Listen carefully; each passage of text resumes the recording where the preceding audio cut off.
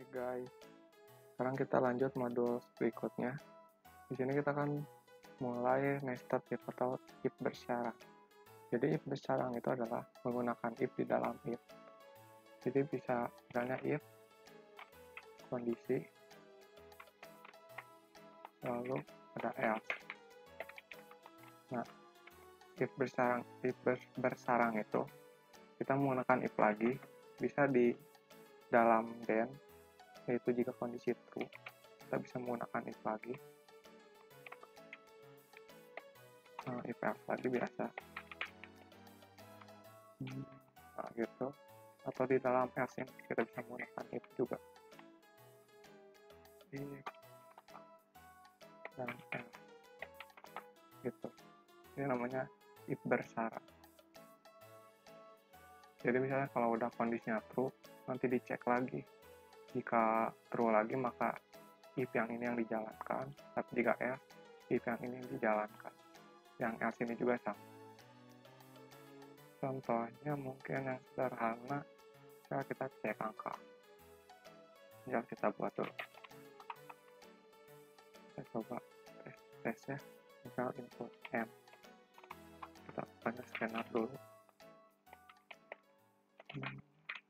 Scanner sistem bagian. Misal kita masuk N sama dengan yang next integer. Kita mau ngecek N ini adalah bilangan ganjil atau bilangan genap, yaitu bilangan bulat positif. Jadi kondisi pertama itu adalah if jika N itu lebih besar dari 0. Jadi ketika N itu positif, berarti fungsi ini if ini akan dijalankan. Tapi selain itu, kita tuliskan, kita print negatif. Dan di sini kita cek, mau ngecek apakah ini bilangan ganjil atau genap gitu.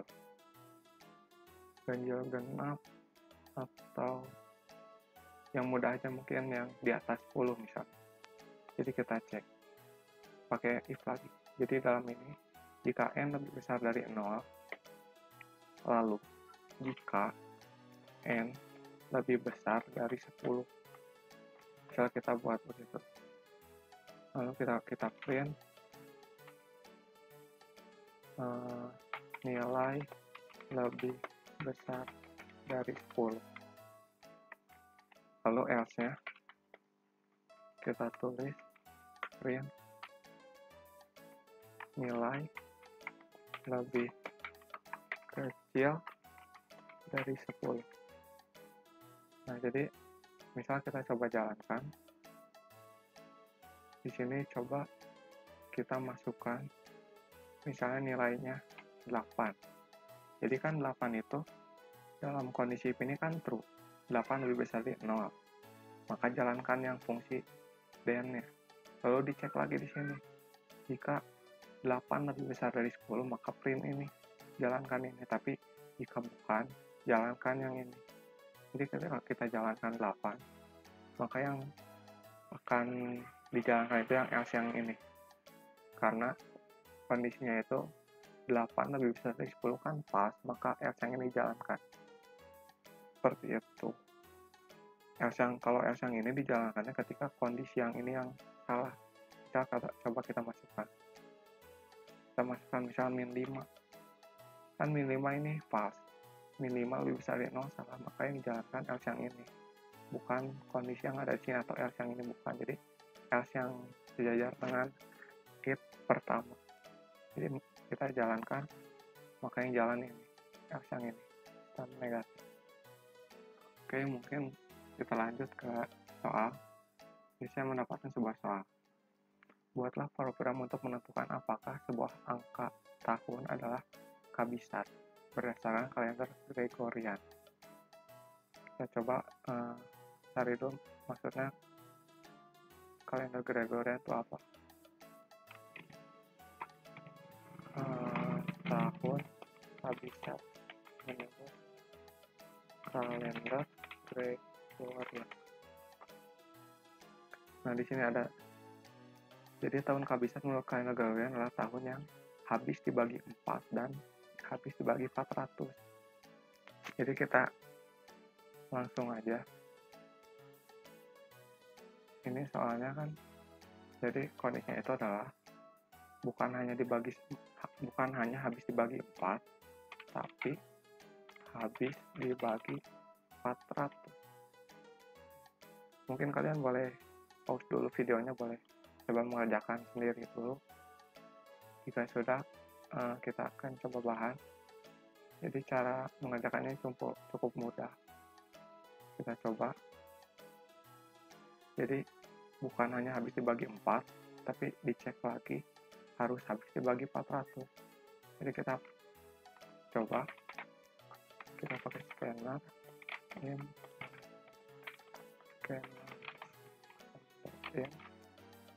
Oke, di sini kita mulai rumusnya. Kita tampilkan dulu. Masukkan tahun. Jangan pakai lain. Lalu kita masukkan, kita buat misalnya tahun sama dengan input next integer. Nah, di sini kita memakai nested if-nya.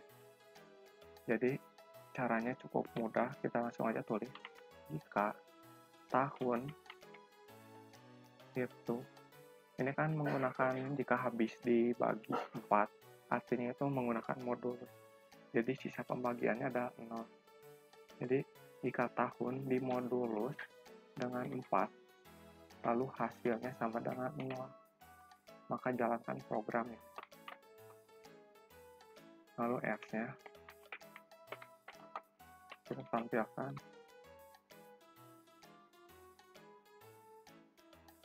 Jadi dalam if yang kedua, itu jika tahunnya habis dibagi 400, berarti tahun modulus 400 sama dengan 0. Maka kita jalankan fungsi ini. Tapi jika bukan, maka kita jalankan fungsi ini. Kita jalankan ini bukan tahun kehabisan. Bukan tahun kehabisan. Nah, di sini maksudnya dari modulus ini, modulus itu adalah sisa pembagian. Jadi misalnya ada angka, misalnya 7 di modulus itu mod ya, modulus itu simbolnya pakai persen. Ya, 7 di modulus 2. Modulus itu sisa pembagiannya. Jadi 7 dibagi 2 itu kan ada 3. Jadi dari 2 ke 7 itu kan berarti 2 tambah 2 tambah 2. Berarti kan 6. 6. Nah, ini kan sisa satu lagi. Karena satu nggak bisa, karena ini udah 2, satu itu udah lebih kecil dari 2, maka nggak bisa dibagi lagi, maka sisanya itu adalah 1, jadi 6 tambah 1. Jadi sisa pembagiannya 1. Misalnya kita ubah lagi. Misalnya 17 gitu. 17 dibagi 6. Angka 17 yang bisa dibagi 6 itu adalah berapa? Berarti kan kelipatan 6 yang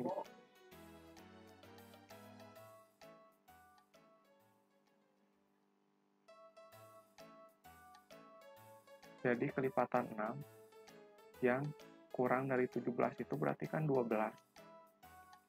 12 itu 6 kali 2. Nah, dari 12 ke 7 itu kan ada sisa 5. 5 ini udah nggak bisa dibagi sama 6, jadi sisanya 5. Jadi kan kalau 17 dibagi 6 itu 2, dan jika 17 modulus 6 itu adalah 5, sisa pembagiannya 5. Tapi jika 17 dibagi 6, itu hasil pembagiannya adalah 2.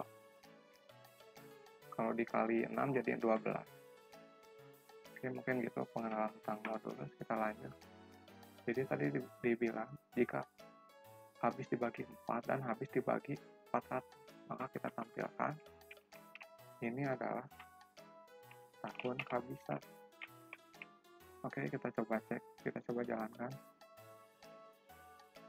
Di sini kita coba masukkan. Setelah kita masukkan tahun ini 2020. Nah, tahun ini bukan tahun kehabisan.